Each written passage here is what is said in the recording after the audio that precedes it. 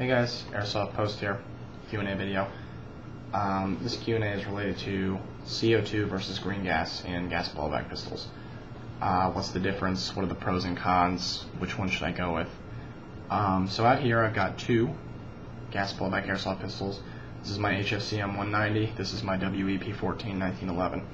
So just right off the bat, this is a CO2 canister, 12 gram CO2 cartridge actually, used for CO2 airsoft. This is a propane tank with a propane adapter. I've got several videos on what this whole system is, but basically this is green gas, this is propane, this is whatever you want to call it. So to call this gun a CO2 airsoft gun would actually be a bit of a misnomer. It's not about the gun, it's about the magazine. So when you take this magazine out, you realize that it looks different from the green gas magazine. The green gas has a little fill nozzle that you match up with your green gas can, and this has a little base plate. And how that's going to work is you're just going to take this base plate and you're just going to take it and unscrew the bottom here.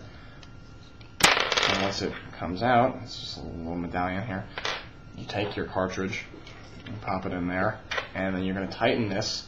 And you're going to tighten it. It's probably going to take a tool of some sort, or the base plate of these magazines that slides off to cover this area here as often has some threads in it that can match up with this right here to tighten it on. Eventually you're going to hear this little seal on the top of the canister break, and then it's going to fill the magazine with gas and you're ready to go. So gas airsoft is really dependent on the magazine, not on the gun.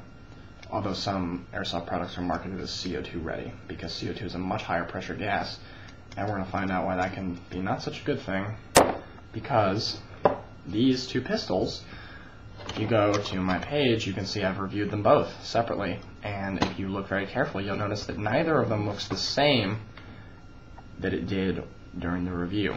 Why is that? Well, let's check out the HFCM 190. Maybe you'll notice that this barrel here is not the same color as the slide. There's slightly different shades of black. Well, why is that? Well, this is not the original barrel. This is an aftermarket barrel.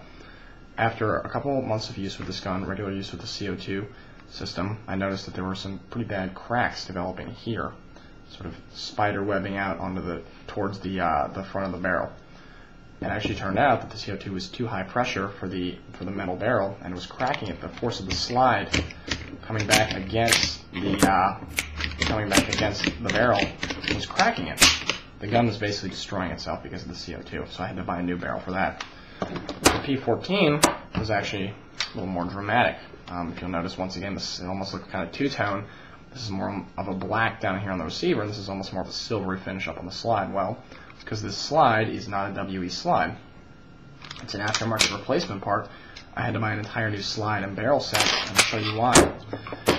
After a few months with the CO2, I noticed that the spring guide here, had snapped off at this joint here. The rod itself had come off from this part up here. In addition, there were some cracks developing in the blowback chamber area back here, and even in the bottom of the slide itself. And I was really pretty frustrated by that, and I realized that the truth of the matter is that those CO2 claims to offer higher FPS and all sorts of great benefits over green gas. The truth of the matter is that most airsoft guns are really not designed to the tolerances that you need to work with CO2. This is a very high pressure gas in comparison to propane. So you need to be very careful when thinking about, oh, I'll get that higher FPS, I'll go for the CO2, because the truth of the matter is the risk you're taking with your guns is not worth the 30 FPS that you're going to gain. It's like taking all your AEGs and putting a high FPS spring in them. It's not really going to do anything, because all you're going to end up doing is, if you're not careful, you can end up cracking your gearbox. So you need to be careful when you're buying airsoft products, and don't always just think about purely what can get you the highest FPS.